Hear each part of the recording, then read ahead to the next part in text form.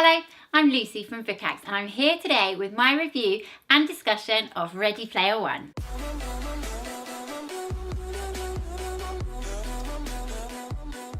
Now in this video today, I thought I would do something that actually we don't do very often on this channel, and that is an individual book review. We do loads of book chats and wraps and cover loads of different things about books, but we don't do too many individual reviews.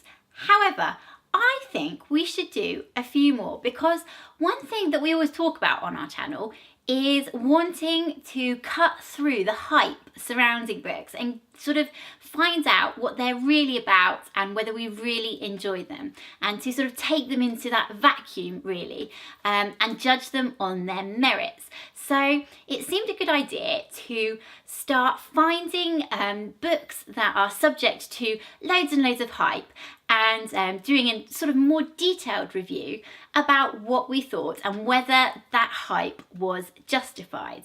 And the book that I chose to do this with was Ready Player One by Ernest Cline. And I chose this book for a couple of reasons really. It was first published in 2011 and it did sort of have a really big impact at the time. But it is a book that I am now seeing absolutely everywhere suddenly. And it is, of course, because the Spielberg movie adaptation is about to land. So it was sort of on my radar, but it's not a book that I would ordinarily sort of see on a shelf and think, I must read that book. And I sort of was surprised to see, however, not only how many people were saying, oh, this book's amazing, but also who was saying this book is really amazing, because this is essentially a book about video gaming, but the people who were sort of singing its praises weren't necessarily the people that I thought would love it. So my interest was well and truly piqued. And so that is what I'm going to be talking about today. I think it's worth saying straight off the bat that the first half of this video won't contain any spoilers. I'm going to talk about what the book's about and sort of my general reactions to it. And then at the end, there probably will be a few spoilerish type things. But before I get there, I will put a big flashing neon sign or something. I will let you know so you don't accidentally wander into the deep, dark woods. We'll start with telling you what this book is about for anyone who doesn't know. And it is set in 2044, I think. So a future setting in a very sort of unpleasant dystopian version of Earth. And there is a real shortage of jobs, there's a shortage of food, the overwhelming majority of people are living in really miserable conditions, and it is generally not a very nice place to be. However, much more pleasant is the fact that virtual reality has become an actual reality, and most people spend their days, since they have no work and no prospects really, inside this virtual world called the Oasis. And it is an absolutely enormous world. It is sort of vast beyond comprehension, and it has everything that anyone could possibly want in there. And people form sort of genuine relationships. They get married to other people in this virtual world without ever having met them. They go to school there. They go to the cinema. They go to the shops. They do sort of everyday things, but then they go on space adventures and really outlandish things as well. So it is a tremendous world, and it's also, from sort of the perspective of the book, a tremendous act of imagination really to create this fabulous world. And the book is sort of split a little bit between the real world and this virtual world, and it follows one main protagonist called Wade Watts, who is a massive video game fan, and he comes from a really poor background. His parents have died, both of them I think, and he now lives with his aunt, who he doesn't really like at all, in a trailer park in, I think it's Oklahoma. And he spends most of his life in this virtual oasis. And what he spends most of his time doing inside the oasis is actually what an awful lot of people spend doing as well, and what forms the main sort of thrust of the plot, because the creator of this absolutely world-changing virtual reality has died, and he has bequeathed his enormous fortune, billions and billions and hundreds of billions, I can't remember the exact figure, of dollars, to the person who can navigate their way through this virtual world, following clues that he has set to uncover what they are calling, or what he has called, the Easter egg. And the twist, sort of, really, is that the person who programmed this, so James Halliday, his name was, the dead billionaire, he was a massive 80s geek. So the 1980s, he was obsessed by 1980s pop culture. He loved the music, and he loved the television, and most of all, he loved the video games, of course. So in order to find this Easter egg and get his fortune, everyone in the entire world pretty much has become an expert in 80s pop culture, which is a really bizarre sort of obsession, isn't it, really? But it's fantastic at the same time. So I think several years have passed since his death, and nobody has even solved the first clue.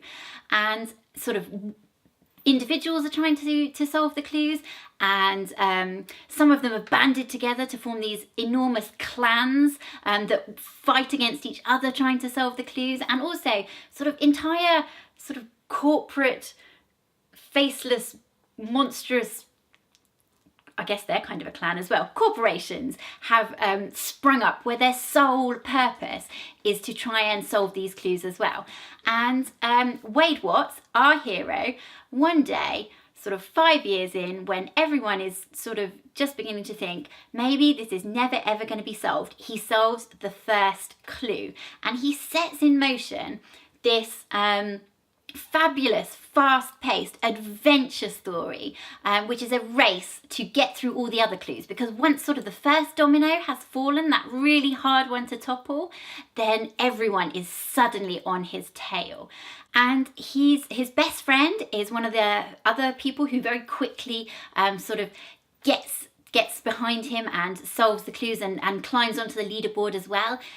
His virtual crush, the very geeky Ametreus, I think you say her name, but fabulously geeky, solves the clue as well. And then also the corporation, sort of the bad guys, I guess, really, or there's no I guess about it, the bad guys solve the clue as well. And suddenly you have this leaderboard stacked, and this race begins. And what is really fabulous about what Cline has done in this novel is take something which is so incredibly niche at face value, so a video game quest based on 80s pop culture, and turn it into something that is so incredibly accessible and has just enormous mass appeal. It's really kind of phenomenal, and I loved it. I really surprised myself at how much I got on board with it. It is absolutely packed with sort of really, really geeky 80s trivia and sort of pop culture facts. There was some that I recognised. There was a whole host that I sort of saw, and I knew that it was a reference to something, but I didn't know what it was. And there was probably a whole host more that didn't even make it onto my register. And I think that there are probably different levels on which you can enjoy this book, because of it. I think if you know your 80s video games, you've probably already got a bit of a leg up, but it doesn't matter almost. You know that it's really clever, and that's kind of enough, and you get enough of the details. And also the characters themselves are so into all this trivia and get so excited about it and are so energized about it that you kind of can't help getting on board with that too. And of course, all this race happens within this virtual world as well, which adds this sort of extra depth that you wouldn't necessarily think would be so incredibly enjoyable. So actually, the people that Wade is interacting with, even his best friend and the girl that he fancies, he doesn't really know whether his best friend is an 18-year-old boy just like him, as he's been told, and he doesn't know whether his crush is the very beautiful, curvaceous young woman that he thinks she is. And it's a knowing joke, because he often sort of starts fantasizing and then gets very scared that his crush might actually be a 40-year-old fat man called Chuck. And it's sort of all these little details that make it so energetic and so warm and witty, and sort of really pull you through this adventure, rooting for the characters so much. It's not a perfect book, however. I did feel that Wade was a little bit one-dimensional. We don't get any depth whatsoever to his backstory. So we know that his parents are dead, he lives with an aunt who he really doesn't like, and he runs away basically, and that is it. There is nothing more. And now I'm going to take you into a spoiler. Wade lives in a trailer in the stacks, which is basically a load of trailers stacked up on one another. You guys have read the book because we're in the spoiler bit. You don't need to know that. Right, when the Sixers try and kill him and they fail, they don't immediately know that they failed, did they? Because they thought he was in the trailer. But they would have realised pretty quickly, because he would not have disappeared from that scoreboard. And then, even if they, by some miracle, didn't notice it then, when his points kept going up, they would know that he was alive. But it is just not addressed, is it? Was this just me who found this problematic? Because, well, if they wanted so badly to kill him, if what he knew was so important that he should no longer exist, when they failed to do it, they should have been trying to find him, shouldn't they? They would have been cross about it. And perhaps they were over in their, offices, and we just didn't see it. But I felt like there should have been some sort of acknowledgement that they were on the hunt for him. There perhaps should have been more fear from Wade that they were still after him. He didn't really seem to care. I know he's shut himself up in his bulletproof flat and not ever leaving, but I just thought that there should have been something more. And maybe I find it frustrating, because I think it would have been such a missed opportunity to have like this amazing face-off, and just like an extra level of excitement and tension and fear. And I kind of wanted that, and I didn't get it, and I was waiting for it. And also, this is why it links to that backstory bit, the stacks have been exploded, and the aunt is dead, and he just sort of goes, oh well, I'd rather she wasn't, but still. And I just thought, oh really? Would you have that reaction even if you didn't like them? Also, Mrs. Gilmore, old Mrs. Gilmore, she was introduced to us at the very start of the book as someone that Wade did like. And I kept waiting for her to come back and play sort of a more significant role. But actually, she was just blown up in the stacks as well. And I felt that I'd been a bit exploited, because we'd been given this person that Wade had a relationship with, allegedly, but actually we'd only been given it so that it could then be taken away without any anything built into it that made me emotionally invest in it. So the blowing up of the stacks bothered me in lots of ways.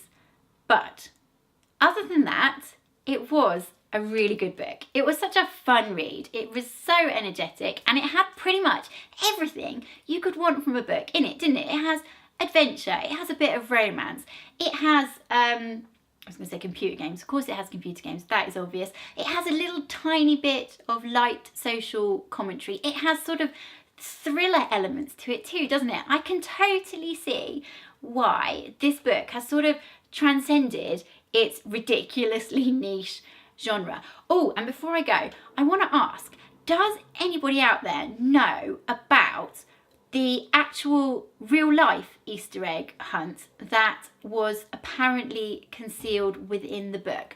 I remember hearing, reading, seeing, I don't know, somewhere in the back of my brain, there is a conversation where Cline said that he'd put his own little treasure hunt inside this book, and about a year after it came out, someone managed to solve it. Does anyone know anything about this? I would love to know. Super intrigued. Anyway, please tell me I didn't just completely make this up. Yeah, so if you liked this book, if you didn't like this book, if you have thoughts different to mine, the same as mine, more detailed than mine, if you know about the actual real life Easter egg hunt, please do talk to me in the comments below, because I would absolutely love to hear your thoughts. I will be back with another review at some point when I found another really hyped book that I want to check out. So if you've got any suggestions, please do let me know. And in the meantime, check out bookhacks.com, and I'll see you soon. Thanks for watching.